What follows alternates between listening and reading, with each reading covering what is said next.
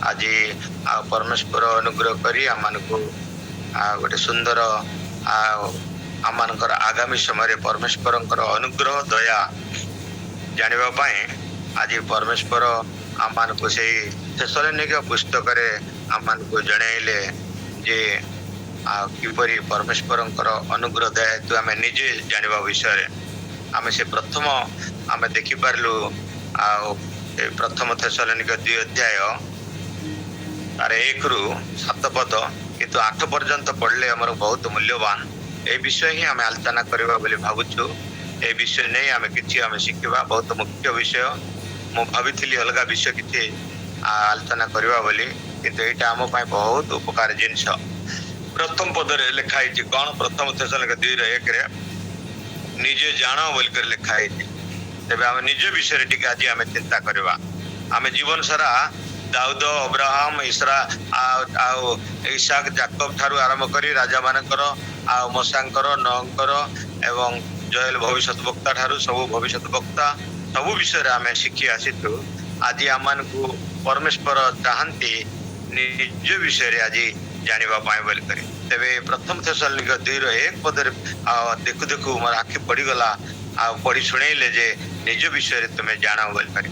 तेबे निज विषय कौन आम जानिबा एवं निज विषय कौन परमेश्वर आम कथा कहते आज आम शिखिबा। हागय पुस्तक 1 अध्याय 5 पद। हागय पुस्तक 1 अध्याय 5 पद।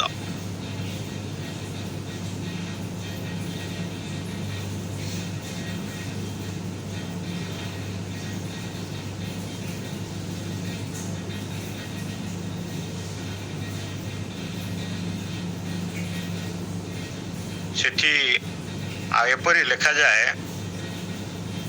निजर पथ विषय विवेचना कर बोली पढ़ापी काढ़ी पढ़ापी समय जदि हो जाऊँगी।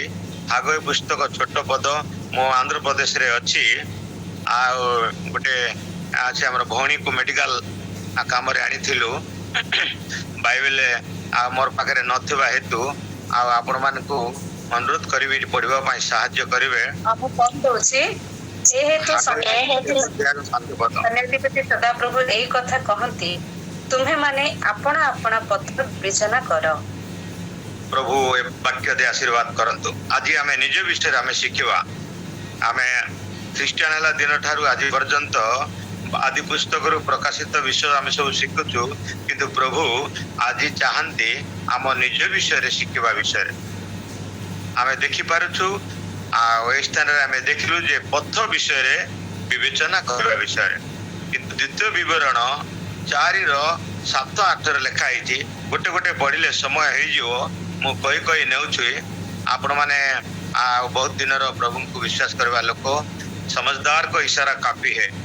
तेणुक मते अति कम 40 मिनट घंटाटी नहेले मोर सब्जेक्ट शेष हुए ना। आज प्रभु अनुग्रह करी दामंजड़ी मंडली प्रभु अनुग्रह कर दया कर जाना हेतु अनेक को जनवार सुजोग प्रभु मत 28 इयर्स है प्रभु मत दया कर।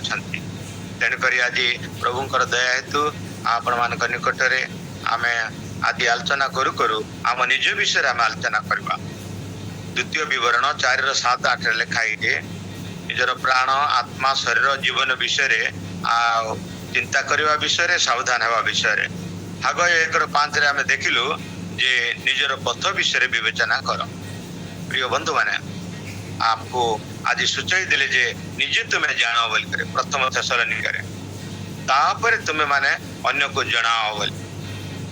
तापरे तृतीय रे हम को जणैले 4 पद रे प्रथम थेसलोनिक तार 2 अध्याय 4 पद रे सुसमाचार प्रचार कर बोल करे। 5 पद रे लिखाई जे तुम्हें माने अन्य को जणाओ। तापरे 6 पद रे देखु आम मनुष्य ठारू गौरव पाइबा ईश्वर से इच्छा करते ना बोली।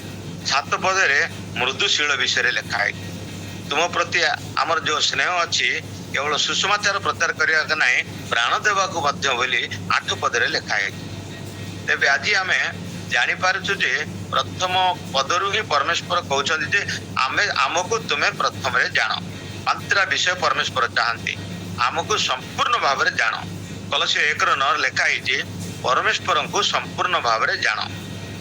ଏଷ୍ଟର 4:16 ଲେଖାଯାଏ ସମ୍ପୂର୍ଣ୍ଣ ବିଶ୍ୱାସ କର, ତାପରେ ସମ୍ପୂର୍ଣ୍ଣ ମନ ପରିବର୍ତ୍ତନ କରିବାର ଅଛି। ଲୁକ 3:5 ଯାଏ ତାପରେ ସମ୍ପୂର୍ଣ୍ଣ ପରିତ୍ରାଣ ପରମେଶ୍ୱର ଚାହାନ୍ତି, ଏବ୍ରୀ 7:25 ଅନୁଯାୟୀ। ତାପରେ ଆତ୍ମା ପ୍ରାଣ ଶରୀର ଜୀବନର ସମ୍ପୂର୍ଣ୍ଣ ସିଦ୍ଧତା ବିଷୟରେ ପ୍ରଥମ ତେସଲୋନିକେରେ ଲେଖାଯାଏ 4:23-26 ପର୍ଯ୍ୟନ୍ତ। ତେବେ ଏ ସମ୍ପୂର୍ଣ୍ଣ ଭାବରେ ପରମେଶ୍ୱରଙ୍କୁ ଜାଣିବା, ସମ୍ପୂର୍ଣ୍ଣ ଭାବରେ ବିଶ୍ୱାସ କରିବା, ସମ୍ପୂର୍ଣ୍ଣ ମନ ପରିବର୍ତ୍ତନ କରିବା, ସମ୍ପୂର୍ଣ୍ଣ ପରିତ୍ରାଣ ପାଇବା ଏବଂ ଆତ୍ମା ପ୍ରାଣ ଶରୀର ଜୀବନର ସମ୍ପୂର୍ଣ୍ଣ ସିଦ୍ଧତା ନିମନ୍ତେ ପରମେଶ୍ୱରଙ୍କର ନିକଟବର୍ତ୍ତୀ ହେବା ଦ୍ୱାରା ପରମେଶ୍ୱର କ'ଣ କରିପାରନ୍ତି? ଯାହା ମନୁଷ୍ୟ ଦ୍ୱାରା ଅସମ୍ଭବ ତାହା ଈଶ୍ୱରଙ୍କ ଦ୍ୱାରା ଅସମ୍ଭବ ବୋଲି ଆମେ ଜାଣିଛୁ। କରନ୍ଥୀୟ ପୁସ୍ତକ 1 କରନ୍ଥୀୟ 10:18 ନାଇଁ ଲୁକ 18:37 ଲେଖାଯାଏ। ଲୁକ 18:37 ଲେଖାଯାଏ ଯାହା ମନୁଷ୍ୟ ଦ୍ୱାରା ଅସମ୍ଭବ ତାହା ଈଶ୍ୱରଙ୍କ ଦ୍ୱାରା ସମ୍ଭବ। ମନୁଷ୍ୟ ଦ୍ୱାରା ଗୋଟେ ବାଳ ଧଳା କଳା କରିବାର ସମ୍ଭବ ନାହିଁ, କିନ୍ତୁ ମନୁଷ୍ୟ ଦ୍ୱାରା ଏ ଜଗତରେ ରହୁ ରହୁ କୌଣସି ଆତ୍ମିକ ଜିନିଷ ସେ କରିପାରେ ନାହିଁ।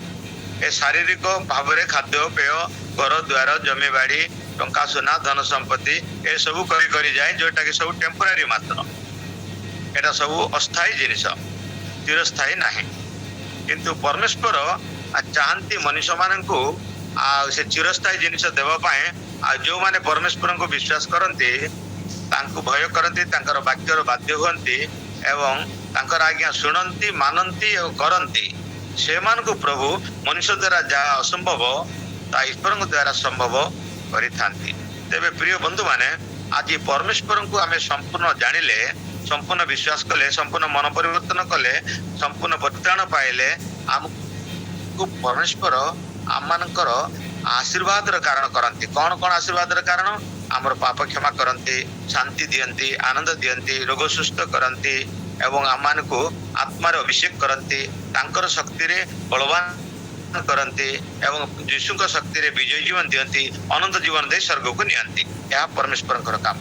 କିନ୍ତୁ କାହାକୁ ଏଇଟା ଦିଅନ୍ତି?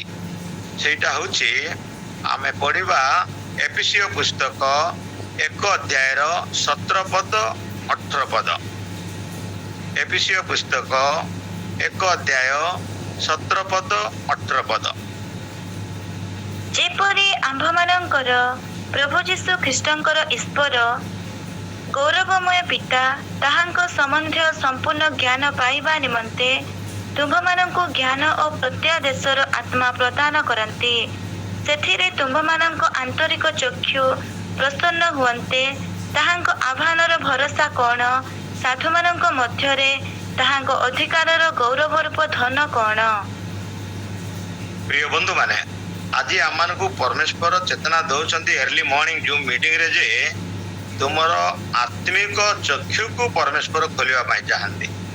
ଯେଉଁମାନେ ପରମେଶ୍ୱରଙ୍କୁ ସମ୍ପୂର୍ଣ୍ଣ ବିଶ୍ୱାସ କରନ୍ତି, ସମ୍ପୂର୍ଣ୍ଣ ପ୍ରେମ କରନ୍ତି, ସମ୍ପୂର୍ଣ୍ଣ ଭରସା କରନ୍ତି, ସମ୍ପୂର୍ଣ୍ଣ ଆଶା ରଖନ୍ତି, ସମ୍ପୂର୍ଣ୍ଣ ପରିତ୍ରାଣ ପାଆନ୍ତି, ସମ୍ପୂର୍ଣ୍ଣ ଉପରେ ତାଙ୍କ ଉପରେ ପ୍ରାଣ ଆତ୍ମା ଶରୀର ଜୀବନ ଦେଇ ଆଉ ତାଙ୍କ ଉପରେ ଆଶା ରଖି ପରମେଶ୍ୱରଙ୍କର ଗୌରବ କାରଣ ହୁଅନ୍ତି, ସେମାନଙ୍କୁ ଆଜି ପରମେଶ୍ୱର ଆତ୍ମିକ ଚକ୍ଷୁ ଖୋଲିଦେଲେ ଆମମାନଙ୍କୁ ସେ ଜ୍ଞାନ ଦିଅନ୍ତି। ଏ ଜ୍ଞାନ ଆଉ ବୁଦ୍ଧି, ଜ୍ଞାନ ଅର୍ଥ ନଲେଜ, ବୁଦ୍ଧି ଅର୍ଥ ୱିଜଡମ୍।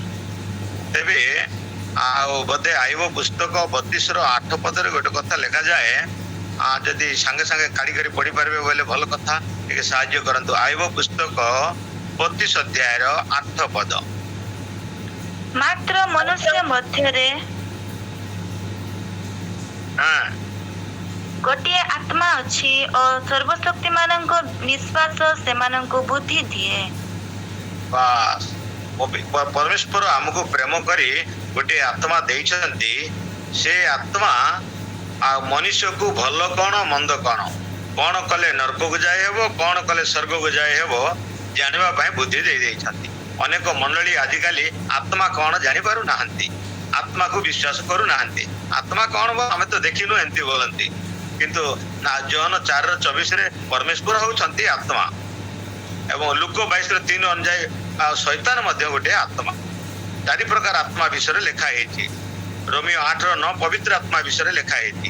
ପ୍ରଥମ ଜହନ 4 ପାଞ୍ଚ ଛଅ ସାତ ଆଠ ସେଟା ମନ୍ଦ ଆତ୍ମା, ଭ୍ରାନ୍ତିମୟ ଆତ୍ମା, ପିଚଶୁଣୀ ଆତ୍ମା, ଡାଇଣୀ ଆତ୍ମା ଏସବୁ ଅଛି। ଏ ମନ୍ଦ ଆତ୍ମା ଶୈତାନର ଆତ୍ମା ଥିଲେ ମନୁଷ୍ୟକୁ ଆତ୍ମିକ ଚକ୍ଷୁ ନ ଖୋଲି ନର୍କଗାମୀର ଶାରୀରିକ ମନା ହେଇ ବୁଦ୍ଧି ରୂପ ଦ୍ୱାର ବନ୍ଦ ହେଇଯାଏ, ଆଉ ଜ୍ଞାନ ମଧ୍ୟ ହଜିଯାଏ।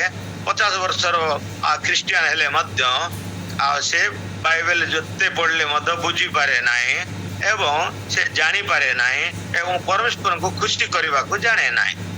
କାରଣ ବାଇବେଲରେ ଲେଖା ହେଇଛି 2 କରନ୍ଥୀୟ 4 ଅଧ୍ୟାୟର 4 ପଦରେ ଗୋଟେ ସୁସମାଚାର ଅବିଶ୍ୱାସୀ ମାନଙ୍କର ଅନ୍ଧ ଚକ୍ଷୁକୁ ବନ୍ଦ କରିଦେଇଛି, ଯେପରିକି ଜାଣିପାରିବେ ନାହିଁ ବୋଲି।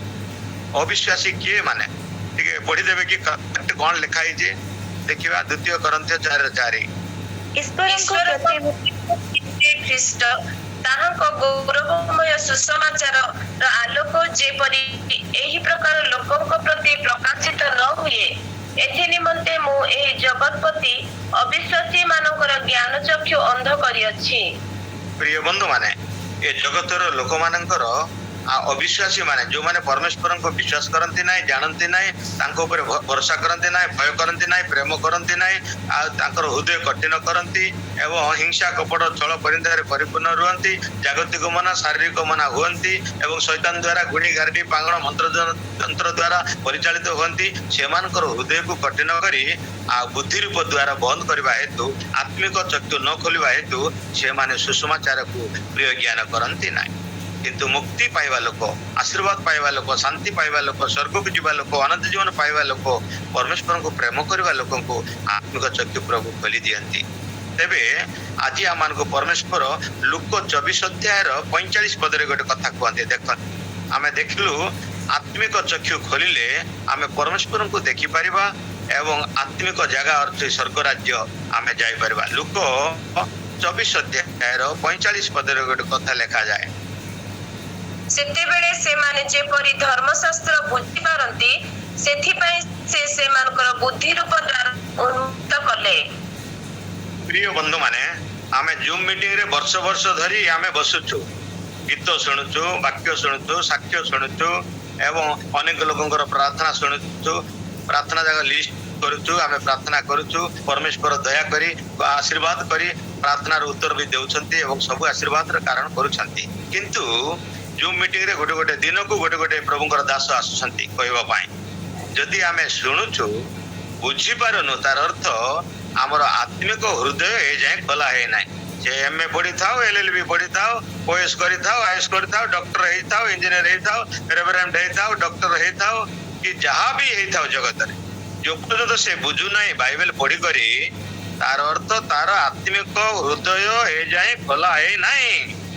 ଆମେ ଖାଲି ନାଁକୁ ମାଥିଉ 6 ପର୍ବରେ ଲେଖା ହେଇଛି 1 ରୁ 5 ପର୍ଯ୍ୟନ୍ତ, ନାମ ମାତ୍ରକେ ଲୋକ ଦେଖାଣିଆ ଭଳିଆ ଧର୍ମ କର୍ମ, ଲୋକ ଦେଖାଣିଆ ଭଳିଆ ଦାନ, ଲୋକ ଦେଖାଣିଆ ପ୍ରାର୍ଥନା, ଲୋକ ଦେଖାଣିଆ ଉପବାସ, ଏଠି ଲେଖା ହେଇଛି 5ଟା ବିଷୟ। ଘରେ ପଢନ୍ତୁ, ଟାଇମ ନାହିଁ ବୋଲି ମୁଁ ସେ ସବୁ ବୃତ୍ତାନ୍ତ କରୁନାହିଁ। ଯୋଉମାନେ ଲୋକ ଦେଖାଣିଆ ପ୍ରାର୍ଥନା, ଲୋକ ଦେଖାଣିଆ ଜୁମ୍ ମିଟିଂ, ଲୋକ ଦେଖାଣିଆ ଗୀତ, ଲୋକ ଦେଖାଣିଆ ପ୍ରଚାର, ଲୋକ ଦେଖାଣିଆ ଦାନ, ଲୋକ ଦେଖାଣିଆ ପ୍ରଚାର କରି ଜୀବନ କାଟି, ଲୋକ ଦେଖାଣିଆ ଉପବାସ ଜୀବନ କାଟୁଛନ୍ତି, ସେମାନଙ୍କୁ ପ୍ରଭୁ ଆତ୍ମିକ ଚକ୍ଷୁ ଖୋଲିବା ଏବଂ ଆତ୍ମିକ ହୃଦୟ ଖୋଲିବା, ଆତ୍ମିକ କର୍ଣ୍ଣ ଖୋଲିବାଟା କଷ୍ଟକର। ନିଜେ ନିଜେ ଆପଣ ମାନେ ନିଜେ ଚେକ୍ କରି ଜାଣିପାରିବେ ମୋର ଆତ୍ମିକ ଚକ୍ଷୁ ପ୍ରଭୁ ଖୋଲିଛନ୍ତି କି ନାହିଁ। ପ୍ରଭୁଙ୍କର ରବ ମୁଁ ଶୋଇଲା ବେଳେ ଶୁଣୁଛି କି ନାହିଁ ଜୀବନ ସାରା ଗୋଟେ ଥର ହେଲେ। ଆଉ ମୋର ଜୀବନରେ 2 ଟଙ୍କା ନଥିଲେ ବି 2 ଲକ୍ଷ ଥିଲା ଭଳିଆ ଖୁସି ଆନନ୍ଦରେ ଅଛି କି ନାହିଁ, ଶାନ୍ତି ଜୀବନ କାଟୁଛି କି ନାହିଁ ଏବଂ ଅନନ୍ତ ଜୀବନ ପାଇଛି ବୋଲି 100% ସିଉରିଟି ଅଛି କି ନାହିଁ। ଆଜି ଯୀଶୁ ଆସିଲେ ସ୍ୱର୍ଗକୁ ମୁଁ ଯିବି ବୋଲି ଆପଣ ମାନଙ୍କର ଭରସା, ମୋର ଭରସା ଅଛି କି ନାହିଁ, ଏଟା ନିଜେ ନିଜେ ଜାଣିପାରିବା। ଆମେ 50 ବର୍ଷର ଖ୍ରୀଷ୍ଟିଆନ ହଉ କି 100 ବର୍ଷର ଖ୍ରୀଷ୍ଟିଆନ ହଉ, ଖ୍ରୀଷ୍ଟଙ୍କୁ ଯଦି ଜାଣିବା ନାହିଁ ସମ୍ପୂର୍ଣ୍ଣ, ଯୀଶୁଙ୍କୁ ସମ୍ପୂର୍ଣ୍ଣ ଜାଣିବା ନାହିଁ, ପ୍ରଭୁଙ୍କୁ ସମ୍ପୂର୍ଣ୍ଣ ଜାଣିବା ନାହିଁ, ପରମେଶ୍ୱରଙ୍କୁ ସମ୍ପୂର୍ଣ୍ଣ ଜାଣିବା ନାହିଁ, ପବିତ୍ର ଆତ୍ମାକୁ ସମ୍ପୂର୍ଣ୍ଣ ଜାଣିବା ନାହିଁ, ଆଉ ପରମେଶ୍ୱରଙ୍କର ଆଶୀର୍ବାଦର କାରଣ ହିଁ ଆମର ଆତ୍ମିକ ଚକ୍ଷୁ ଖୋଲିବା ପାଇଁ, ଆତ୍ମିକ ହୃଦୟ ଖୋଲିବା ପାଇଁ, ଆତ୍ମିକ କର୍ଣ୍ଣ ଖୋଲିବା ପାଇଁ ଆମକୁ ପରମେଶ୍ୱର କିପରି ଆଶୀର୍ବାଦ କରିବେ। ତେବେ ଆମେ 2ଟା ବିଷୟ ଦେଖିଲୁ ଆଜି, କଣ? ଆତ୍ମିକ ଚକ୍ଷୁ ଖୋଲିବାଟା ଏବଂ ଆତ୍ମିକ ହୃଦୟ ଖୋଲିବାଟା। ତେଣୁକରି 2 ବିବରଣ 4ର 7-8 ଟିକେ ପଢି ଦିଅନ୍ତୁ। 2 ବିବରଣ 4 ଅଧ୍ୟାୟର 7 ପଦ ଆଉ 8 ପଦ।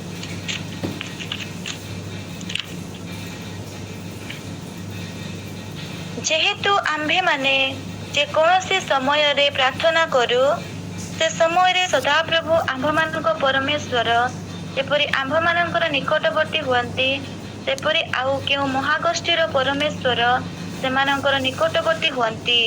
ପୁଣି ମୁଁ ଆଜି ତୁମ୍ଭମାନଙ୍କ ସାକ୍ଷାତରେ ଯେ ସମସ୍ତ ବ୍ୟବସ୍ଥା ଦେଉଅଛି, ତାହା ତୁଲ୍ୟ ଯଥାର୍ଥ ବିଧି ଓ ଶାସନ ଆଉ କେଉଁ ମହାଗୋଷ୍ଠୀରେ ଅଛି? ପ୍ରିୟ ବନ୍ଧୁମାନେ, ଆଜି ସଦାପ୍ରଭୁ ପରମେଶ୍ୱରଙ୍କର ନିକଟବର୍ତ୍ତୀ ହେବା ପାଇଁ ଆଜି ସଦାପ୍ରଭୁ ଆମମାନଙ୍କୁ କହୁଛନ୍ତି। କାହିଁକି କହୁଛନ୍ତି? ପୂର୍ବ କାଳର ପିତାମାତା ମାନେ ନିକଟବର୍ତ୍ତୀ ନ ହେବା ହେତୁ 120 ବର୍ଷ ନହ ପ୍ରଚାର କଲା ପରେ ମଧ୍ୟ ହୃଦୟ କଠିନ ହେବା ହେତୁ ସେମାନଙ୍କୁ ବିନାଶ କଲେ ପରମେଶ୍ୱରଙ୍କର କ୍ରୋଧର ଦିନରେ। ପରମେଶ୍ୱର ଅପେକ୍ଷା କରନ୍ତି, ତୁମମାନଙ୍କର ହୃଦୟ ସିଦ୍ଧ ପବିତ୍ର କର, ମନକୁ ସିଦ୍ଧ ପବିତ୍ର କର ଏବଂ ତୁମର ପ୍ରଭୁ ପ୍ରାଣ ଆତ୍ମା ଶରୀର ଜୀବନ ଦେଇ ସମ୍ପୂର୍ଣ୍ଣ ଭାବରେ ମୋତେ ପ୍ରେମ କର ବୋଲି। ଦୁଇ ପ୍ରକାର ହୃଦୟ ବିଷୟରେ ବାଇବେଲ ଲେଖା ହେଇଛି। ଆଉ ସେଇଟା ଏଭ୍ରି ପୁସ୍ତକ ତାର 10 ଅଧ୍ୟାୟର 22 ପଦ ପଢି ଦିଅନ୍ତୁ। ଆଉ ଏଭ୍ରି ପୁସ୍ତକ 3ର 12 ପଦ। କୋଉମାନଙ୍କର ଆତ୍ମିକ ହୃଦୟ ପ୍ରଭୁ ଖୋଲନ୍ତି ଏବଂ 10ର 22 ପଦ। ଆସ ଆମ୍ଭେମାନେ ହୃଦୟ ପ୍ରକ୍ଷାଳନ ଦ୍ୱାରା କଳୁଷିତ ବିବେକରୁ ଶୁଚୀକୃତ ଓ ନିର୍ମଳ ଜଳରେ ଧୌତ ଶରୀର ହୋଇ ସରଳ ହୃଦୟ ସହ ପୂର୍ଣ୍ଣ ବିଶ୍ୱାସରେ ଈଶ୍ୱରଙ୍କ ନିକଟବର୍ତ୍ତୀ ହେଉ। ବୁଝିପାରିଲେ କି? ଆମମାନଙ୍କୁ ପରମେଶ୍ୱର ଚେତନା ଦଉଛନ୍ତି ସରଳ ହୃଦୟ ଏବଂ ସମ୍ପୂର୍ଣ୍ଣ ବିଶ୍ୱାସ, ସମ୍ପୂର୍ଣ୍ଣ ପ୍ରେମ, ସମ୍ପୂର୍ଣ୍ଣ ଭକ୍ତି ଦ୍ୱାରା ପରମେଶ୍ୱରଙ୍କ ନିକଟବର୍ତ୍ତୀ ହେଲେ ଆମମାନଙ୍କୁ ପରମେଶ୍ୱର ଆମର ଆତ୍ମିକ ଚକ୍ଷୁ, ଆତ୍ମିକ ହୃଦୟକୁ ଖୋଲିଦେବେ। କିନ୍ତୁ ବିଜାତୀୟ ମାନଙ୍କର, ଅବିଶ୍ୱାସୀ ମାନଙ୍କର, କଠିନ ହୃଦୟ ଲୋକମାନଙ୍କର, ଶୈତାନ ଦ୍ୱାରା ପରିଚାଳିତ ହେବା ଲୋକମାନଙ୍କର, ଶାରୀରିକ ମନ ହେବା ଲୋକମାନଙ୍କର, ଜାଗତିକ ମନ ହେବା ଲୋକମାନଙ୍କର ଆତ୍ମିକ କର୍ଣ୍ଣ, ଆତ୍ମିକ ଚକ୍ଷୁ, ଆତ୍ମିକ ହୃଦୟ ଖୋଲିବାଟା କଷ୍ଟକର ହେଇଥାଏ। ବରଂ ଅଭିଶାପର କାରଣ ହେଇ ଜୀବନ ସାରା ବିତେଇଥାନ୍ତି। ସେଇ ଏଭ୍ରି 3ର 12 ପଦ ଦେଖନ୍ତୁ। 12 ପଦ ନା 13 ପଦ ଟିକେ ପଢି ଦିଅନ୍ତୁ। ହେ ଭାଇମାନେ, ସାବଧାନ, ଯେପରି ଜୀବନ୍ତ ଈଶ୍ୱରଙ୍କ ଠାରୁ ବିମୁଖକାରୀ ଦୁଷ୍ଟ ଅବିଶ୍ୱାସୀ ହୃଦୟ ତୁମ୍ଭମାନଙ୍କର କାହାରିଠାରେ ନଥାଏ। ପ୍ରିୟ ବନ୍ଧୁମାନେ, ଏଇଟା ହଉଛି ଅବିଶ୍ୱାସ ହୃଦୟ। ଯଦି ଅବିଶ୍ୱାସ ହୃଦୟ ହେଲେ ପରମେଶ୍ୱର ଆମମାନଙ୍କର ଆତ୍ମିକ ହୃଦୟ ଖୋଲିବେ ନାହିଁ, ଆତ୍ମିକ ଚକ୍ଷୁ ଖୋଲିବେ ନାହିଁ, ଆତ୍ମିକ କର୍ଣ୍ଣ ଖୋଲିଦେବେ ନାହିଁ। ବିଶ୍ୱସ୍ତ ହୃଦୟ ହେଲେ ପରମେଶ୍ୱର ଆମମାନଙ୍କର ହୃଦୟ ଖୋଲିଦେବେ। ଆମମାନେ ଜାଣିଛୁ ବାଇବେଲରେ ଅନେକ ଲୋକ ପ୍ରଭୁଙ୍କର ଦାସ ଦାସୀ ମାନେ ଅଛନ୍ତି ଯାହାର ଆତ୍ମିକ ହୃଦୟକୁ ଖୋଲି ଦେଇଥିଲେ। ଦାଉଦର ଆତ୍ମିକ ଚକ୍ଷୁକୁ ଖୋଲି ଦେଇଥିଲେ, ଆତ୍ମିକ ହୃଦୟକୁ ଖୋଲି ଦେଇଥିଲେ।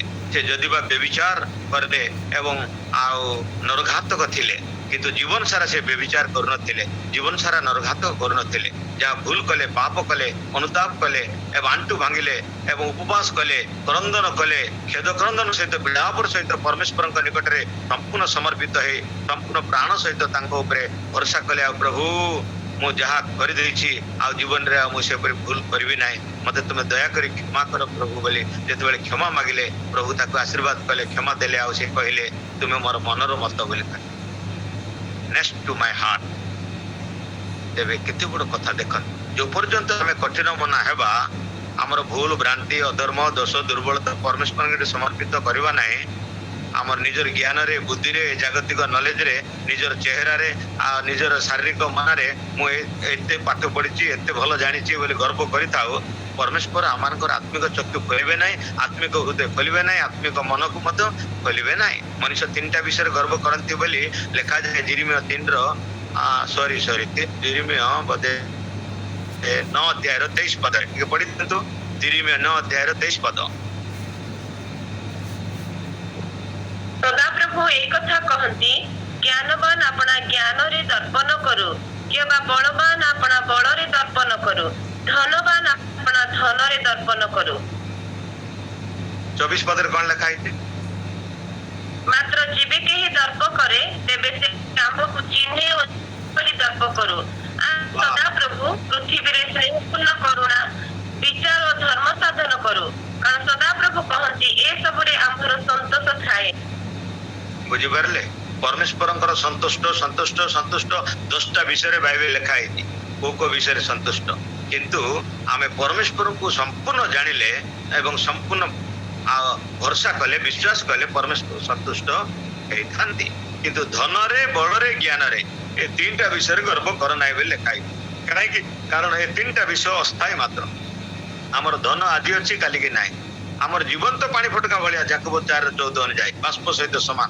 କାଲି କଣ ହେବ ତୁମେ ଜଣା ନାହିଁ। କାଲିର କଥା ଆଜି ତୁମେ ଗର୍ବ କର ନାହିଁ ବୋଲି। ଆଜିର ଆମର ସବଜେକ୍ଟ ହଉଛି ଯେ ତୁମ ପ୍ରଥମ ଥେସଲୋନିକ 2 ଅଧ୍ୟାୟର 1 ପଦ। ସେ 8 ପଦ ପର୍ଯ୍ୟନ୍ତ ପଢିଲେ ବହୁତ ଗୁଡିଏ ମେସେଜ ଅଛି।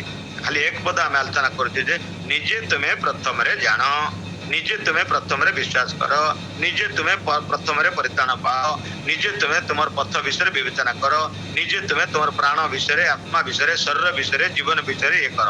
ଆତ୍ମା କଣ, ପ୍ରାଣ କଣ, ଶରୀର କଣ, ଜୀବନ କଣ ଆମେ ନ ଜାଣି ଛଟପଟ ହେଇ ଚିଙ୍ଗୁଡି ମାଛ ଭଳିଆ ଜୀବନ ସାରା ଆମେ ଧାରାବାହିକ ବ୍ୟବସ୍ଥା ମାନି ବାଇବେଲର ଆଦି ପୁସ୍ତକ ଠାରୁ ପ୍ରକାଶିତ ପର୍ଯ୍ୟନ୍ତ 1000ଟା କାହାଣୀ ପଢି ପଢି ଆମେ ସମୟ ବିତଉଛୁ। କିନ୍ତୁ ବାଇବେଲର ହିରୋ ଯେ ପରମେଶ୍ୱର, ବାଇବେଲର ହିରୋ ଯେ ଯୀଶୁ ଖ୍ରୀଷ୍ଟ, ବାଇବେଲର ହିରୋ ଯେ ପବିତ୍ର ଆତ୍ମା, ଏ 3 ଜଣଙ୍କୁ ଆମେ ଭୁଲି ଯାଉଛୁ। ପ୍ରଥମ ଜହନ 1 ଅଧ୍ୟାୟର 1ରୁ 4 ପର୍ଯ୍ୟନ୍ତ ଟିକେ ପଢି ଦିଅନ୍ତୁ। ଯଦି ଟାଇମ ଅଛି ବୋଲେ ପଢନ୍ତୁ, ନହେଲେ ଖାଲି 4 ପଦ ପଢି ଦିଅନ୍ତୁ। ପ୍ରଥମ ଜହନ 1 ଅଧ୍ୟାୟର 4 ପଦ ଟିକେ ଖାଲି ପଢି ଦିଅନ୍ତୁ। ଆମମାନଙ୍କର ଆନନ୍ଦ 3-4 ଆମେ ଦେଖିଅଛୁ, ଶୁଣିଅଛୁ, ତାହା ମଧ୍ୟ ଜଣା ଯେ ଅଭାଗିତା ହୋଇପାରେ, ଆଉ ଆମ ଅଭାଗିତା ପିତା ସହିତ ଅଛି, ପରିପୂର୍ଣ୍ଣ ହୁଏ। ଏଥି ନିମନ୍ତେ ଆମ୍ଭେମାନେ ଏସବୁ ଲେଖୁଅଛୁ। এই ସବୁ ଲେଖିଅଛୁ ବୋଲବାଟା କ୍ଲିୟର ଶୁଭାଗଲା, କିନ୍ତୁ ଆଉ ସବୁ କିଛି କ୍ଲିୟର ଶୁଭାଗଲା ନାହିଁ। ସେଠି ଲେଖାଯାଏ ପିତା ପୁତ୍ର ପବିତ୍ର ଆତ୍ମାଙ୍କ ସହିତ ସହଭାଗିତା ହେବା ବିଷୟରେ। ଆମେ ପିତା ପୁତ୍ର ପବିତ୍ର ଆତ୍ମାଙ୍କ ସହିତ ସହଭାଗିତା ହେଲେ କଣ, ଆମମାନଙ୍କୁ ପରମେଶ୍ୱର ଆଉ ଏ ଆତ୍ମିକ ଚକ୍ଷୁ ଖୋଲି ଦିଅନ୍ତି, ଆତ୍ମିକ ମନ ଖୋଲି ଦିଅନ୍ତି, ଆତ୍ମିକ ପ୍ରାଣ ଖୋଲି ଦିଅନ୍ତି, ଆତ୍ମିକ କର୍ଣ୍ଣକୁ ଖୋଲି ଦିଅନ୍ତି, ଆତ୍ମିକ ଚକ୍ଷୁ ଖୋଲି ଦିଅନ୍ତି। ତେଣୁକରି ପିତା ପୁତ୍ର ପବିତ୍ର ଆତ୍ମା ଏ 3 ଜଣଙ୍କୁ ଆମେ ଜାଣିବାଟା ହଉଛି ସବୁଠାରୁ ବଡ ଜିନିଷ ଏବଂ ବିଶ୍ୱାସ କରିବାଟା ହଉଛି ବଡ ଜିନିଷ। କାରଣ ଏମାନେ ବଞ୍ଚିଛନ୍ତି, ଏମାନେ ମରି ନାହାନ୍ତି, ଆଉ ମରିବେ ମଧ୍ୟ ନାହିଁ। ପିତା ପରମେଶ୍ୱର ଏ ପୃଥିବୀ ଆଉ ପର୍ବତ ଆଉ ପାହାଡ ଏବଂ ସମୁଦ୍ର, ବାୟୁମଣ୍ଡଳ, ଜଗତ ସୃଷ୍ଟି ହେବା ପୂର୍ବରେ ଥିଲେ, ଏବେ ଅଛନ୍ତି, ସଦାସର୍ବଦା ରହିବେ। ଆଉ ଗୀତ ସଂହିତା 90ର 1-2-3 ପଦରେ ଲେଖାଯାଏ। ଏବଂ ପ୍ରଭୁ ଯୀଶୁ ମଧ୍ୟ କାଲି ଆଜି ଚିରକାଳ ସମାନ ଅଟନ୍ତି, ହେବ୍ରୀ 13ର 8 ପଦ ଅନୁଯାୟୀ। ଏବଂ ପବିତ୍ର ଆତ୍ମା କେବେ ମଧ୍ୟ ମରେ ନାହିଁ। ମନୁଷ୍ୟ ମରିଯାଆନ୍ତି, ପବିତ୍ର ଆତ୍ମା ମରେ ନାହିଁ। ରୋମିଓ 8ର 9 ପଦ ଅନୁଯାୟୀ, 8ର 26 ଅନୁଯାୟୀ ସେଠି ଲେଖା ହେଇଛି ତୁମେ କଣ ପ୍ରାର୍ଥନା କରିବା କଥା ତୁମକୁ ଜଣା ନାହିଁ, କିନ୍ତୁ ପବିତ୍ର ଆତ୍ମା ଅକଥନୀୟ ଭାବରେ ତୁମ ନିମନ୍ତେ ପ୍ରାର୍ଥନା କରନ୍ତି। ତୁମର କଣ ଆବଶ୍ୟକତା ପ୍ରାର୍ଥନା କରି ପରମେଶ୍ୱରଙ୍କ ଠାରୁ ମାଗି ଆମର ଆବଶ୍ୟକ ପୂର୍ଣ୍ଣ କରନ୍ତି। ବାପା ମା, ଭାଇ ଭଉଣୀ, ପୁଅ ଝିଅ, ସ୍ୱାମୀ ସ୍ତ୍ରୀ, ଜୁମ୍ ମିଟିଂରେ ଥିବା ବୟୋଜ୍ୟେଷ୍ଠ ସମସ୍ତେ ଜଗତରେ ଥିବା ପର୍ଯ୍ୟନ୍ତ ପ୍ରାର୍ଥନା କରନ୍ତି ପରସ୍ପର ନିମନ୍ତେ। କିନ୍ତୁ ଗୋଟେ ଦିନ ସେମାନେ ମରିଗଲା ପରେ ଆଉ କିଏ କାହାର ପାଇଁ ପ୍ରାର୍ଥନା କରିବେ ନାହିଁ। କିନ୍ତୁ ଯୀଶୁ ଆଉ ପିତା ପରମେଶ୍ୱର ପବିତ୍ର ଆତ୍ମା ଏ 3 ଜଣ କେବେ ମରନ୍ତି ନାହିଁ, ସଦା ସର୍ବଦା ରୁହନ୍ତି, ଆଉ ରହିଛନ୍ତି ଏବଂ ରହୁଥିବେ ମଧ୍ୟ। ହାଲେଲୁୟା। ତେବେ ପ୍ରିୟ ବନ୍ଧୁମାନେ, ଆଜି ସଦାପ୍ରଭୁ ପରମେଶ୍ୱର କହୁଛନ୍ତି ଯେ ତୁମର ନିଜ ବିଷୟରେ ବିବେଚନା କର। ତୁମେ କେମିତି ଥିଲ, ଏବେ କେମିତି ଅଛ, ଭବିଷ୍ୟତରେ କଣ ହେବାକୁ ଯାଉଛ। ବିଳାପ ପୁସ୍ତକ 5ର 7 ପଦରେ ଗୋଟେ କଥା ଲେଖା ହେଇଛି, ପଢିପାରିବେ କି? ବିଳାପ 5 ଅଧ୍ୟାୟର 7 ପଦ। ଆମ୍ଭମାନଙ୍କର ପିତୃଲୋକମାନେ ପାପ କରିଅଛନ୍ତି, ଆଉ ସେମାନେ ନାହାନ୍ତି, ପୁଣି ଆମ୍ଭେମାନେ ସେମାନଙ୍କର ଅଧର୍ମ ବହନ କରିଅଛୁ। ପ୍ରିୟ ବନ୍ଧୁମାନେ, ଆମର ପୂର୍ବ ବାପା ମା, ଭାଇ ଭଉଣୀ ମାନେ ଯାହା ଯେ ଥିଲେ ଜଗତରେ ଆଉ 600 ବର୍ଷ ପୂର୍ବେ, ସେମାନେ କି ପାପ କରିଦେଇଛନ୍ତି, ମରିଛନ୍ତି, ଆମକୁ ଜଣା ନାହିଁ। ତେବେ ସେମାନଙ୍କର ଅଧର୍ମକୁ ଆମମାନଙ୍କ ଉପରେ ପରମେଶ୍ୱର ଢାଳି, କିନ୍ତୁ ଅଧର୍ମକୁ ଦୂର କରି ସଦାସର୍ବଦା ଜୀବିତ ଥିବା ପ୍ରଭୁ ଯୀଶୁଙ୍କର ରକ୍ତ ଦ୍ୱାରା ଆମେ କ୍ଷମା ପାଇକରି, ଆମେ ଜୀବନ ପାଇକରି, ଅନନ୍ତ ଜୀବନ ପାଇକରି ସ୍ୱର୍ଗ ରାଜ୍ୟର ପ୍ରଜା ହେଇ ଆମର ଭରସା ଅଛି ଗୋଟେ ଦିନ ପ୍ରଭୁଙ୍କର ଆଗମନ ସମୟରେ ତାଙ୍କ ସହିତ ସାକ୍ଷାତ କରିବା। ଆଉ ପରମେଶ୍ୱରଙ୍କୁ ବିଶ୍ୱାସ କରିବା ଲୋକମାନଙ୍କ ପାଇଁ ଗୁପ୍ତ ବିଷୟ ସବୁ ରଖିଛନ୍ତି। କଣ ଗୁପ୍ତ ବିଷୟ ସବୁ, ସେଟା ଆଉ ଗୋଟେ ମେସେଜ। ସେଟା ଏବେ ସମୟ ନାହିଁ ବୋଲି ମୁଁ ସେ ପଏଣ୍ଟକୁ ଆଉ ଆଣୁନାହିଁ। ଯୋଉମାନେ ବିଶ୍ୱାସ କରିଛନ୍ତି ସମ୍ପୂର୍ଣ୍ଣ ଭାବରେ, ଯେଉଁମାନେ ପରମେଶ୍ୱରଙ୍କୁ ସମ୍ପୂର୍ଣ୍ଣ ପ୍ରେମ କରୁଛନ୍ତି, ଯେଉଁମାନେ ସମ୍ପୂର୍ଣ୍ଣ ଭାବରେ ଭରସା କରିଛନ୍ତି ଏବଂ ଅନନ୍ତ ଜୀବନ ପାଇକରି ତାଙ୍କର ଆଗମନର ଅପେକ୍ଷା କରିବା ପାଇଁ ଧୈର୍ଯ୍ୟ ଧରି ପ୍ରସ୍ତୁତ ହେଇଛନ୍ତି, ସେମାନଙ୍କ ପାଇଁ ଗୁପ୍ତ ବିଷୟ ଦେଇ 7ଟା ଗୁପ୍ତ ବିଷୟ ବାଇବେଲରେ ଲେଖା ହେଇଛି। ସେମାନଙ୍କୁ ଗୁପ୍ତ ବିଷୟ ସବୁ ପରମେଶ୍ୱର ରଖିଛନ୍ତି। କିନ୍ତୁ ଆଜି ଆମେ ଆତ୍ମିକ ଚକ୍ଷୁ, ଆତ୍ମିକ ହୃଦୟ, ଆତ୍ମିକ କର୍ଣ୍ଣ ଖୋଲିବା ବିଷୟରେ ଆମେ ଆଜି ଆଲୋଚନା କରୁ। ତ ସେ ପ୍ରଥମ ଥେସଲୋନିକ ଆଉ ଯୋଉ 1 ଅଧ୍ୟାୟରେ ଆମେ ଦେଖିପାରିଲୁ ଯେ ତୁମେ ନିଜେ ପ୍ରଥମରେ ଜାଣ। ନିଜେ ଜାଣିବା ଦ୍ୱାରା ଆମଙ୍କର परमेश्वर आमकर आत्मिक चक्षु को हमको खोली देवे तेबे आमे देखि पारलु जो माने शारीरिक मना जागतिक मना शैतान द्वारा परिचालित पार्थिव विषय आसक्त दिन राति से मानकर अविश्वासी मानकर आत्मिक चक्षु को प्रभु अंध कर दैछथि जो द्वारा सुसमाचार शुणी स्वर्ग को जाई परिबे ना तेबे आज आमान को परमेश्वर दया करी करी जूम मीटिंग रे प्रातः काल रे परमेश्वर गौरव प्रशंसा करू करू कहउछन जे तुमर आत्मिक कर्ण खोला हिची कि नाही आत्मिक हृदय खोलिछि कि नाही आत्मिक चक्षु खोला हिची कि नाही एवं तुमे परमेश्वरଙ୍କର आत्मिक आशीर्वाद एवं तांकर दान सब पाइछ कि नाही आज तुमे निजे निजे विवेचना कर 92 गीत संहितार 2-3 जेमते लिखा है प्रातः काल रे परमेश्वर गौरव प्रशंसा स्तुति आराधना प्रार्थना करवाटा श्रेष्ठ बोली प्रातः काल संध्या समय मध्याह्न समय अर्ध रात्र चतुर्थ प्रहर रे अनेक विषय सब असंभव को संभव करवा परमेश्वर अटंती से 2 Corinthians 10:18 अनुଯାयी तेबे आज परमेश्वर आपण को मते परमेश्वर कहउछंती मनुष्य द्वारा ए जगतर कौन सी ज्ञान द्वारा धन द्वारा बुद्धि द्वारा बल द्वारा मनुष्यर आत्मिक चक्षु खोली पारे ना आत्मिक बुद्धि खोली पारे ना आत्मिक ज्ञान खोली पारे ना आत्मिक हृदय मध्य खोली पारे ना या परमेश्वर द्वारा संभव तेणुकर जॉन 15:5 लिखा है यीशु कहती मोर बिना तुम किछि करि परिबो ना जदि आमे परमेश्वर इंग्लिश लिखा जाइछि गॉडलेस क्राइस्टलेस स्पिरिटलेस ईश्वर विहीन जीवन काटुथिले परमेश्वर ए आत्मिक चक्षु खोली आत्मिक दाता आमर परमेश्वर को आमे देखि परिबा ना एवं ख्राइस्टलेस यीशु विहीन जीवन काटिले आमर आत्मिक चक्षु खोलिबे ना आत्मिक हृदय खोलिबे ना एवं आत्मिक जीवन हमको देबे ना एवं स्पिरिटलेस रोमियो 8:9 टिके पढ़ि दियंतु तो रोमियो पुस्तक तार 8 अध्याय 9 पद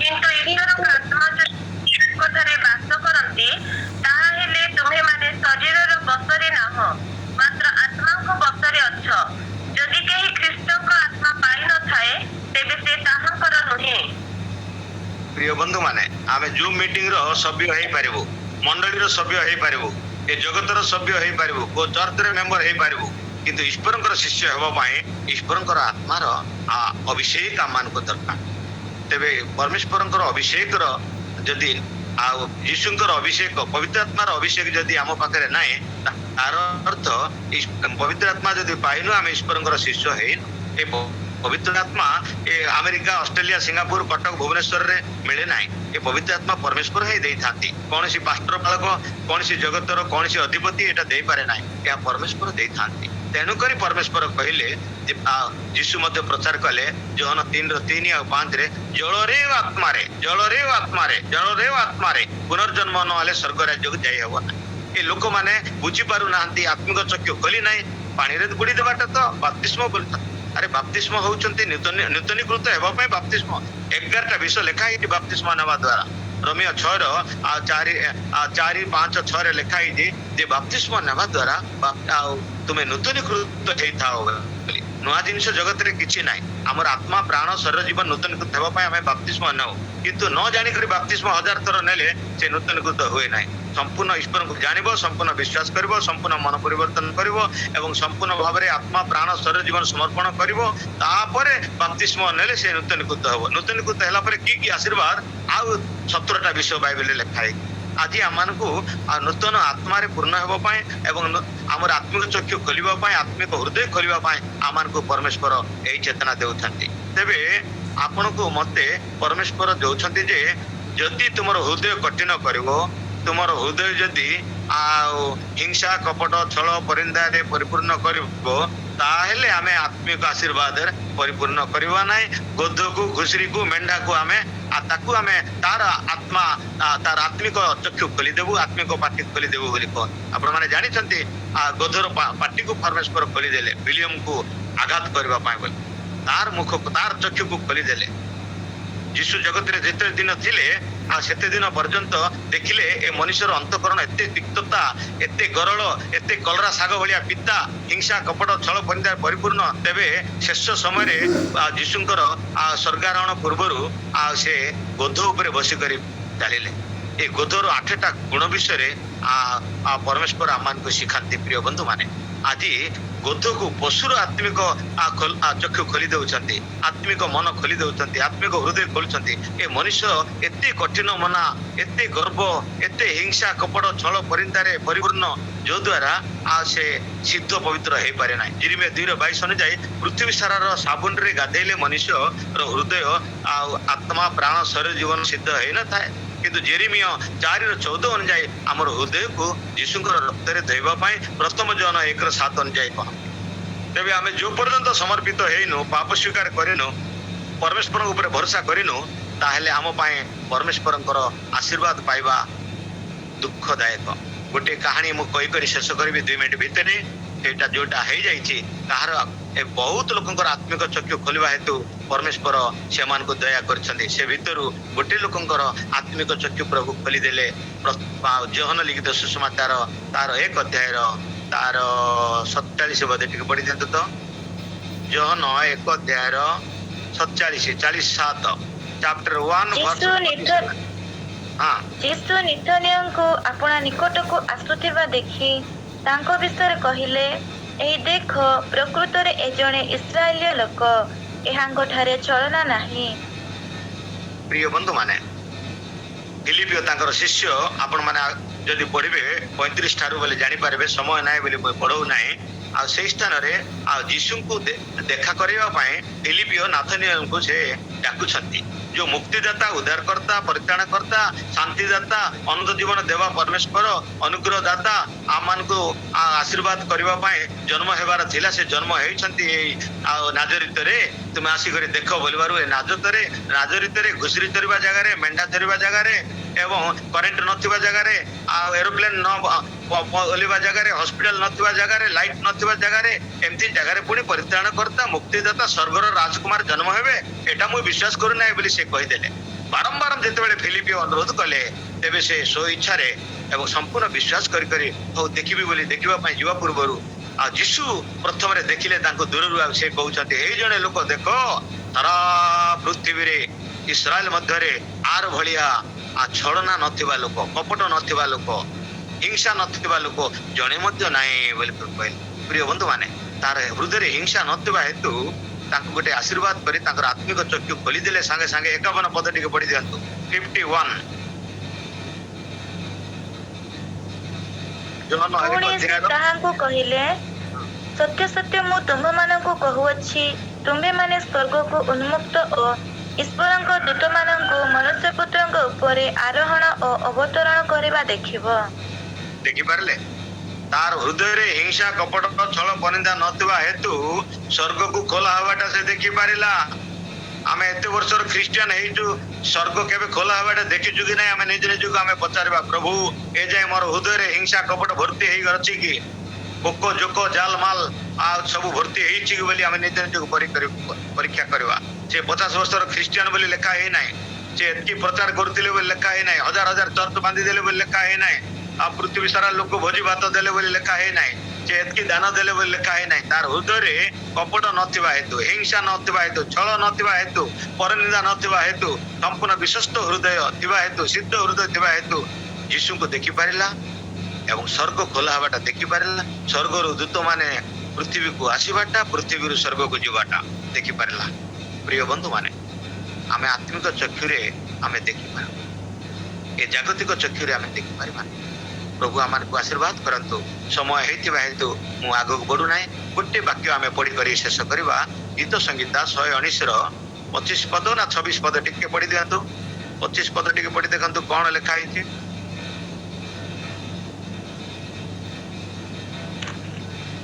ମୋହର ପ୍ରାଣ ଧୂଳିରେ ଲାଗୁଅଛି, ତୁମ୍ଭେ ନିଜ ବାକ୍ୟ ଅନୁସାରେ ମତେ ସଚେତ କର। ତାଙ୍କର ବାକ୍ୟ ଆମକୁ ସଚେତ କରିଥାଏ। ଆମର ପ୍ରାଣ ଆତ୍ମା ସବୁ ତ ଧୂଳିରେ। ତେବେ ଆଜି କଣ ଆମେ ପ୍ରାର୍ଥନା କରିବା, ପ୍ରଭୁ ଆମର ଆତ୍ମିକ ଚକ୍ଷୁ ଖୋଲି ଦିଅ ବୋଲି। ମଣ୍ଡଳୀକୁ ଆତ୍ମାଗଣ କଣ କହନ୍ତି? ଯାହାର କର୍ଣ୍ଣ ଅଛି ସେ ଶୁଣ ବୋଲି ଲେଖା ହେଇଛି। ଏ କର୍ଣ୍ଣ ତ ଅଛି, କିନ୍ତୁ ଏ କର୍ଣ୍ଣରେ ଆମେ ଜଗତର ଲୋକମାନଙ୍କର କଥା ଶୁଣୁଛୁ, କିନ୍ତୁ ଆତ୍ମିକ କର୍ଣ୍ଣ ଖୋଲିଦେଲେ ଟିକେ ପଢି ଦିଅନ୍ତୁ। ପ୍ରକାଶିତ 1:7 ସେଟା ଲେଖାଯାଏ। 1-7, 17 ପଦ, 21 ପଦ, 26 ପଦ, 3 ଅଧ୍ୟାୟରେ ମଧ୍ୟ ପ୍ରକାଶିତ 3-5, ତାପରେ 26 ପଦ, 22 ପଦରେ ମଧ୍ୟ ଲେଖାଯାଏ। କିନ୍ତୁ ଖାଲି ଗୋଟେ ପଦ ପଢି ଦିଅନ୍ତୁ 1:7। ଦେଖ ସେ ମେଘମାଳାରେ ଆଗମନ କରୁଅଛନ୍ତି, ପ୍ରତ୍ୟେକ ଚକ୍ଷୁ ତାହାଙ୍କୁ ଦର୍ଶନ କରିବ, ଯେଉଁମାନେ ତାହାଙ୍କୁ ବିନ୍ଧିଥିଲେ ସେମାନେ ମଧ୍ୟ ଦର୍ଶନ କରିବେ, ଆଉ ପୃଥିବୀର ସମସ୍ତ ଗୋଷ୍ଠୀ ତାହାଙ୍କ ଆଗମନ ସକାଶେ ବିଳାପ କରିବେ। ହଁ ଆମେନ୍। ବୁଝିପାରିଲେ ବନ୍ଧୁମାନେ? ଆଗାମୀ ସମୟରେ ଆଉ ସେଇ ପ୍ରକାଶିତ ଦୁଇ ପଦ ବି କାଢିଥାନ୍ତୁ 2:7। ଆମେ ଦେଖିପାରୁଛୁ ଯେ ଆଗାମୀ ସମୟରେ ପରମେଶ୍ୱର ମେଘମାଳରେ ଯୋଉ ଆସିବେ, ଆମର ଆତ୍ମିକ ଚକ୍ଷୁ ଖୋଲି ନଥିଲେ ଆମେ ଦେଖିପାରିବା ନାହିଁ। ତେଣୁକରି ଆଜି ସଦାପ୍ରଭୁ ପରମେଶ୍ୱର କହୁଛନ୍ତି ସମସ୍ତ ଜଗତବାସୀ ମାନଙ୍କୁ, ତୁମେ ଏ ଜାଗତିକ ଚକ୍ଷୁରେ, ଜାଗତିକ ମନରେ, ଜାଗତିକ ଜ୍ଞାନରେ, ଜାଗତିକ ଶରୀରରେ, ଜାଗତିକ ପାଠରେ ତୁମେ ଚିଙ୍ଗୁଡି ମାଛ ଭଳିଆ ଛଟପଟ ହେଇ ଜଗତରେ ରହି, ଘର ଭିତରେ ରହି, ଚିକେନ ମଟନ ଖାଇ ଫ୍ୟାନରେ ଦାୟୀ କରି ବସି ରହୁଛ। ଆତ୍ମିକ ଚକ୍ଷୁ ଖୋଲେ ସିନା ତୁମେ ଅନ୍ୟ ଜାଗାକୁ ଯାଇକରି ଅନ୍ୟ ଲୋକର ଆତ୍ମିକ ଚକ୍ଷୁ ଖୋଲିବା ପାଇଁ ସୁସମାଚାର ଦେବ। ଏବେ ତ RSS କୁ, ବଜରଙ୍ଗ ଦଳକୁ, ଜଗତର ଶୈତାନକୁ ଭୟ କରି ଲୋକମାନେ, ଖ୍ରୀଷ୍ଟିଆନ ଲୋକମାନେ ଘର ଭିତରେ ବସିକରି ରହୁଛନ୍ତି, ଯାଉନାହାନ୍ତି ସେବା କାର୍ଯ୍ୟ କରିବା ପାଇଁ। କାଳେ ମତେ ମାରିଦେବେ, ମତେ ଜୀବନରେ ଇଏ କରିଦେବେ, ଜେଲ ନେଇଯିବେ, ଆଉ ଫିଙ୍ଗିଦେବେ କୋଉଠି ବୋଲି କରି। ପ୍ରିୟ ବନ୍ଧୁ ମାନେ, ଆତ୍ମିକ ଚକ୍ଷୁ ଯାହାର ଖୋଲା ହେଇନାହିଁ ସେ ଭୟ କରିବ। ଭୟର ଆତ୍ମା ତାକୁ ଘାଣ୍ଟି କରି ରଖୁଛି, ଘର ଭିତରେ ଆଗ ବନ୍ଦୀ ହେଇକରି ରହୁଛୁ। ସକାଳେ ସକାଳେ ଜୁମ୍ ମିଟିଂ ରେ ପ୍ରଚାର କରି କରି ଆମର ଦିନ ବିତୁଛି। ଆମ ଜୀବନ ସାରା ଅନ୍ୟକୁ ସୁସମାଚାର ଯଦି ନଦେଲେ ଆମ ପାଇଁ କି ଅଭିଶାପ, ସେଟା ଆଉ ଗୋଟେ ସବଜେକ୍ଟ ଅଛି। ତୁମେ ସୁସମାଚାର ଅନ୍ୟକୁ ଯଦି ଜଣେଇ ନାହିଁ, ହାୟ ଦଣ୍ଡର ପାତ୍ର, ତୁମେ ଅଭିଶାପର ପାତ୍ର ହେବ ବୋଲି, ଏଟା ଆଉ ଗୋଟେ ସବଜେକ୍ଟ। ଆପଣ ମାନେ ଆଉ ସୁଯୋଗ ଦେଲେ ଅନ୍ୟ ସମୟରେ ଆମେ ନୂଆ ନୂଆ ବିଷୟ ସବୁ ଆଲୋଚନା କରିବା। ଆଜି ଆମକୁ ପ୍ରଭୁ ସୁଯୋଗ ଦେଇ ଆଉ ପ୍ରଥମ ଥେସଲୋନିକ୍ୟ ତାର 1 ଅଧ୍ୟାୟରେ ଆମକୁ ପଢିକରି ଆମକୁ ଶୁଣେଇବା ହେତୁ ନିଜ ନିଜ ବିଷୟରେ ଆଜି ଚିନ୍ତା କରିବା ବିଷୟରେ ଆମେ ଆଲୋଚନା କରୁ କରୁ ଆମ ବିଷୟରେ ଆତ୍ମିକ, ମୋର ବାପା ମା, ଭାଇ ଭଉଣୀ, ପୁଅ ଝିଅ, ସ୍ୱାମୀ ସ୍ତ୍ରୀ ଆମ ପାଇଁ ଦାୟୀ ହେବେ ନାହିଁ। ତାଙ୍କର ଆତ୍ମିକ ଚକ୍ଷୁ ଖୋଲିଲେ ମୋର ଆତ୍ମିକ ଚକ୍ଷୁ ଖୋଲା ହେବ ନାହିଁ। ମତେ ଭୋକ ଲାଗିଲେ ମୋର ପାଷ୍ଟର, ମୋର ବାପା, ମୋର ଭାଇ, ମୋର ଭଉଣୀ ଆଉ ମୋର ପରିବାରର ପେଟ ପୁରିବ ନାହିଁ। ଆମେ ନିଜ ପାଇଁ ନିଜେ ଏକା ଦାୟୀ। ତେବେ ଆଜି ନିଜର ଆତ୍ମା, ନିଜର ପ୍ରାଣ, ନିଜର ଶରୀର, ନିଜର ଜୀବନ ବିଷୟରେ ଆମକୁ ଚିନ୍ତା କରିବା ପାଇଁ ପ୍ରଭୁ ଆମକୁ ଚେତନା ଦଉଛନ୍ତି। କଣ ସେଟା ପଢିକରି ଶେଷ କରିବା? ପ୍ରକାଶିତ 2:7। ମଣ୍ଡଳୀ ଗଣକୁ ଆତ୍ମା କଣ କହନ୍ତି? ଯାହାର କର୍ଣ୍ଣ ଅଛି ସେ ତାହା ଶୁଣୁ। ଯେ ଜୟ କରେ ତାହାକୁ ଆମ୍ଭେ ଈଶ୍ୱରଙ୍କ ପାରଦେଶରେ ଥିବା ଜୀବନ ବୃକ୍ଷର ଫଳ ଖାଇବାକୁ ଦେବୁ। ପ୍ରଭୁ ବାକ୍ୟ ଦେଇ ଆଶୀର୍ବାଦ କରନ୍ତୁ। ଆଜି ପ୍ରତ୍ୟେକ ମଣ୍ଡଳୀ, ପ୍ରତ୍ୟେକ ଲୋକଙ୍କୁ, ପ୍ରତ୍ୟେକ ପୃଥିବୀ ଲୋକମାନଙ୍କୁ କହୁଛନ୍ତି ଯେ ମଣ୍ଡଳୀ ଗଣକୁ ଆତ୍ମା କଣ କହୁଛି? ଯାହାର କର୍ଣ୍ଣ ଅଛି ସେ ଶୁଣୁ। ସମସ୍ତଙ୍କର ତ କର୍ଣ୍ଣ ଅଛି, ଖାଲି ଗୋଟେ ଜଣଙ୍କର କର୍ଣ୍ଣ ନାହିଁ, ଶୁଣିବା ଶକ୍ତି ନାହିଁ, ସେ ହଉଛନ୍ତି ସାପ। କିନ୍ତୁ ଆମମାନଙ୍କର କର୍ଣ୍ଣ ଅଛି। ଆମେ ଶୁଣି ଶୁଣି ଯଦି ଆମେ ନ ଶୁଣିବା ସହିତ ସମାନ ମାନିବା ନାହିଁ, ତାହେଲେ ଆମେ ନ ଶୁଣିବା ସହିତ ସମାନ।